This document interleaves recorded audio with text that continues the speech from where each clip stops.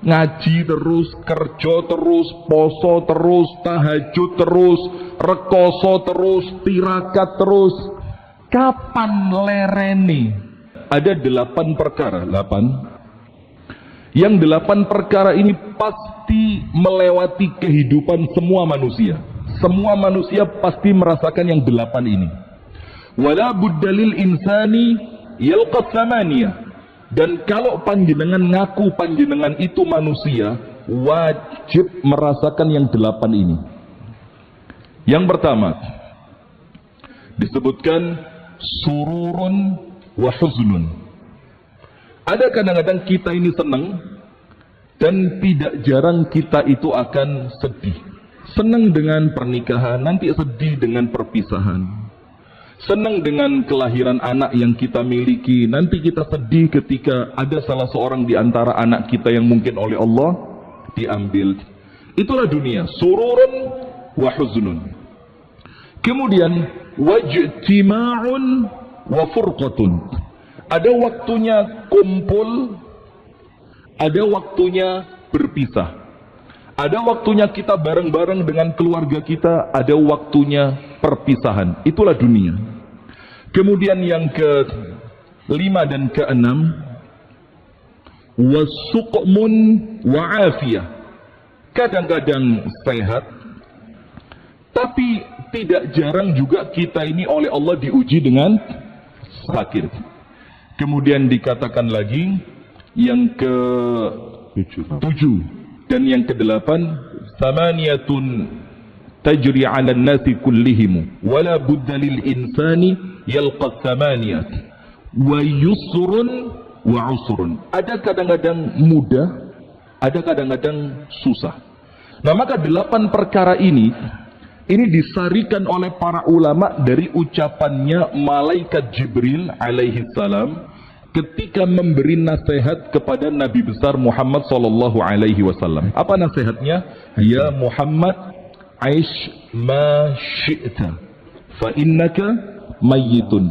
Uripo sak senengmu, tapi ingat kamu bakal mati. Sudah selesai. Sak senengmu sudah. Uripo sak senengmu. Aish ma syi'ta fa innaka mayyitun. Wa ahbib man syi'ta fa innaka mufariqu. Kamu mau senang sama siapapun, mau mencintai siapapun, silahkan. Tapi ingat, ada waktunya perpisahan. Kemudian yang ketiga, waf'al atau wa'mal ma syi'ta fa innaka majziyun bihi. Lakonono opo sing kepingin mbok lakoni. Tidak ada larangan, wis silakan. Kalau merasa tidak khawatir dengan hukuman Allah, tapi ingat, fa innaka majziyun bihi. Semua itu pasti ada balasannya. Kemudian di akhir nasihat ini, malaikat Jibril memberi 2 kunci. Kunci yang pertama apa? Wa'lam anna 'izzul mu'mini qiyamuhu billail. Orang Islam itu, orang beriman itu, kemuliaannya muncul dengan qiyamul lail, salat tahajud. Itu rumus supaya yang 3 tadi itu bisa kita jalani dengan baik. Dan yang kedua, wa syarafuhu, dan dia bisa merasa hebat, syaraf, mulia, istighna'uhu anin nas, ketika dia tidak butuh dengan manusia. Nah, maka dari nasihat ini kita tahu yang pertama, dunia ini apa? Memang banyak perubahannya. Maka ojo kaget, sedino seneng, sedino susah. Bahkan kadang-kadang senengi sedino, susahi 10 dino. Bahkan kadang-kadang kita ini sehatnya sebentar, tapi sakitnya panjang. Dan itulah hakikat dunia yang senantiasa berubah untuk manusia.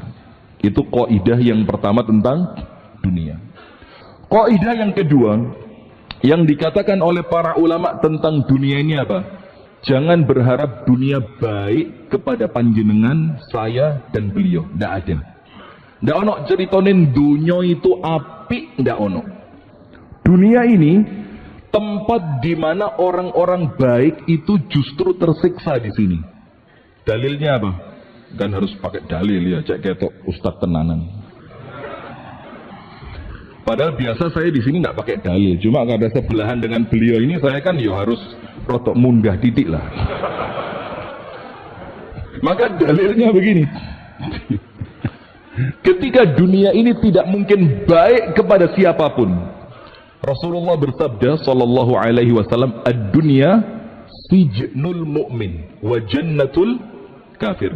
Dunia ini untuk panjenengan dan saya, untuk orang-orang yang insya Allah iman, itu bagaikan apa? Penjara. Dijelaskan oleh para ulama, termasuk Bishr al-Hafi, mengatakan apa? Wa a'zamu a'malin nasi fi sijni as-sabr. Dan orang itu kalau di penjara, ini kan dunia ibarat penjara buat kita. Tidak mungkin nyaman, tidak mungkin enak. Walaupun ada sih yang di penjara enak, edit. Ada yang di penjara enak, ada saja itu 3 ruangan dijebol jadi 1. Boten apa-apa begitu, aman gitu. Jelas edit ini. Antum cek nanti video keluarnya ini. Silang ini detik ini hilang ini. Sudah.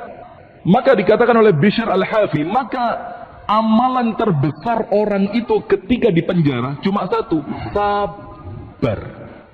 Maka kemudian Al-Imam Bishr al-Hafi itu ngajak muridnya untuk mengamalkan hadis ini. Diajak safar. Kata Bishr al-Hafi apa? Jangan bawa bekal. Ojo nggawa sangu. Wes pokok mlaku ae. Dari tempat dia berjalan sampai tujuan terakhir.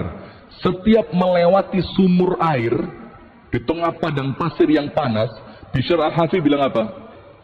Jangan minum di sini. Titik engkas, ngerti titik engkas? Anda ngerti, Anda ini bahasa Inggris susah ini. Kata Bishr al-Hafi, jangan minum di sini. Di depan sedikit lagi ada sumur yang lain. Ketika sampai di sumur yang berikutnya, Bishr al-Hafi ngomong sama muridnya apa? Jangan di sini. Depannya lagi ada sumur yang airnya lebih jernih. Muridnya sabar. Sampai tujuan akhir, ternyata muridnya mampu untuk tidak minum sama sekali. Terus kata Bishr al-Hafi apa? Ibarat inilah dunia dan penantian akhirat.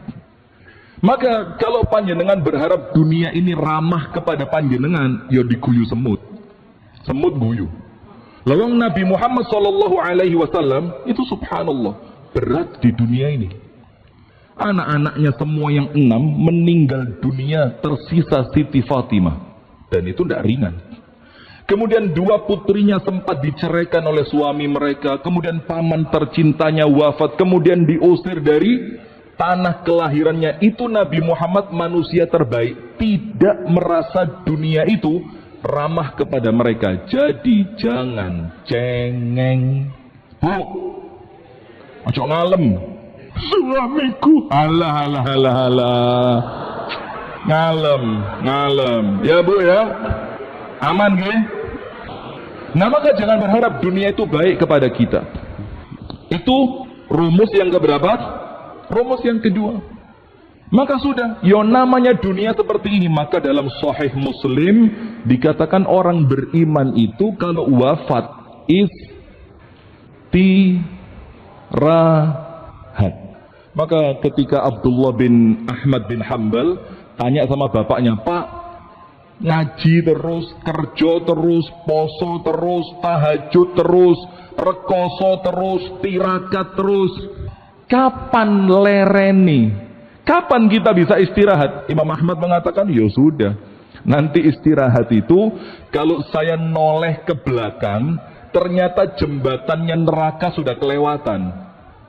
Dan kemudian kaki saya yang 1 sudah masuk ke dalam surga. Disitulah istirahat. Maka Rasulullah mengatakan, Inna al-abda al-mu'mina idha mata istaraha min dhiqid dunya wa nasabiha. Orang beriman itu lek ndek donya rekoso, ngertos rekoso? Capek, tirakat, kesel, tangi bengi, poso awan, sodako, ngempet gak ngenyek wong liya dengerin Ustaz ya. Ngempet gak ngenyek wong liya. Iya. Nanti tolong diingat yang ini. Sudah. Bagaimana? Mengot, maksud. Belum. Ini biasa kalau ngempet gini kok metune jebolnya kayak gitu. Sudah? Maka ketika nanti dia wafat dan meninggal dunia, yang tersisa apa? Istirahat. Nanti amalan-amalan dia itu akan bergantian menemani dia di alam kuburnya. Itu resep dunia nomor 2. Ingat nomor 1, jenengin donya mesti wolak walie akeh, kadang-kadang gak dinyono.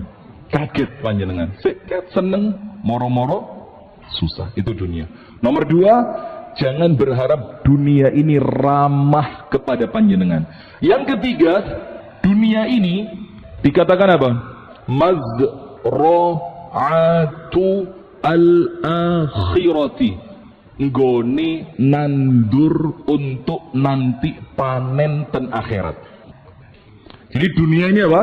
Tempat untuk menanam.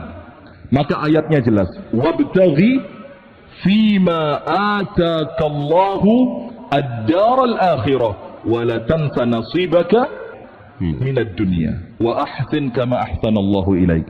Allah itu menjadikan kita hidup di dunia untuk nandur. Faman ya'mal misqala dzarratin khairan yarah wa man ya'mal misqala dzarratin syarran yarah. Ini tempat untuk kita nandur. Orang yang tidak menanam di sini tidak akan panen di sana. Tapi kalau orang nanam di sini, insya Allah kematian itu untuk dia sesuatu yang dinanti. Kenapa begitu? Waqta al-hasad. Karena itu waktunya panen. Coba, kalau ada orang kerja, biasa gajiannya hari Sabtu. Misalkan tukang, kuli bangunan, atau yang lain saudara kita itu. Biasa kan mereka gajiannya apa? Hari Sabtu. Maka ketika hari Sabtu, itu perasaan sudah mulai seneng. Kenapa? Hari ini bakal bayaran, gajian. Itulah ibaratnya kalau kita senantiasa nandur, nanam benih. Nah maka di sini kalau orang itu nanam, ibaratnya apa? Nandur Senin, nandur Selasa, nandur Rebu, nandur Kemis, nandur Jumat, nandur Sabtu. Itulah yang dia tunggu hari Sabtu sore. Kalau untuk kita, ibaratnya setelah kita menjadikan dunia ini mazra'atul akhirati, tempat untuk nandur panen akhirat, maka yang kita tunggu adalah apa? Hari Sabtu, dan hari Sabtu itu untuk kita kematian. Maka kalau orang senantiasa nandur, kematian itu yang ditunggu cuma satu, panggilan dari Allah, ya ayyatuhan nafsul mutmainnah. Terus Allah bilang apa berikutnya? Irji'i le wancine wangsul le wayai boleh. Dan panjenengan bayangin kalimat pulang itu mesti menyenangkan. Orang kalau merantau jauh seperti beliau ini, asli mana Ustaz? Orang kalau merantau jauh, ketika dengar kalimat pulang mudik, masya Allah ya Bu, bekelnya ada, perasaannya seneng, sampai dibelain pakai apa? Pakai motor, yang motornya itu tidak layak untuk jalan, tapi saking belani kudu mulai. Itulah Pak, kenapa? Karena dia merindukan kampung halaman, sebagaimana yang Allah bilang, ya ayyatuhan nafsul mutmainnah irji'i ila rabbiki radiyatan mardiyah. Pulang ke rumah ibu saja itu senengnya luar biasa. Masakannya, tidur bareng dia, dipeluk, nyium tangannya, masya Allah. Apalagi ini pulangnya ke tempatnya akromul akramin, ke tempatnya Allah yang jauh, yang maha mulia.